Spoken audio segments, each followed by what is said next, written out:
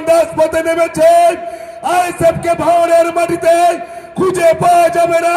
আগামী 26-এ এটা মাথায় রাখবেন। ছাত্র যুবক রাজপথে যে কথা বলে আজকের মানুষ সেই দিকেই চলে। তাই ছাত্র এবং যুবক দেখে দিয়েছে গত এক সপ্তাহে যে মিটিং হয়েছিল তার পরিবর্তে সরকার নেতৃত্বে শুধু ছাত্র আর ছাত্র, যুব আর যুব সেখানে উপস্থিত হয়েছে।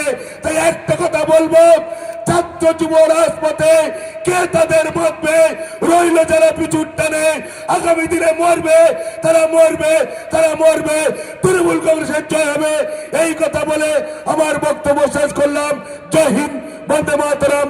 তৃণমূল কংগ্রেস জিন্দাবাদ, মমতা বন্দ্যোপাধ্যায় জিন্দাবাদ, অভিষেক বন্দ্যোপাধ্যায় জিন্দাবাদ, প্রিয় নেত্রী আমাদের সায়নিধি জিন্দাবাদ, আর প্রিয় নেতা আমাদের হৃদয়ের হৃদয় সম্মানীয় আমাদের অত্যন্ত হৃদয়ের যিনি মানুষ আপনারা জানেন, যিনি যাকে যাদবপুর থেকে জিতিয়েছেন, সেই প্রিয় মানুষটি হলেন আমাদের সায়নিধি।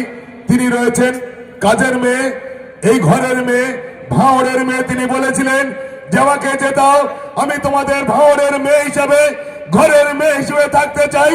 তাই যখন তাকে ডাক দেই তখনই ছুটি আসে। সরকারটা যখন ডাকে সেই সায়নিধি এখানে বসে রয়েছেন, উপস্থিত রয়েছেন।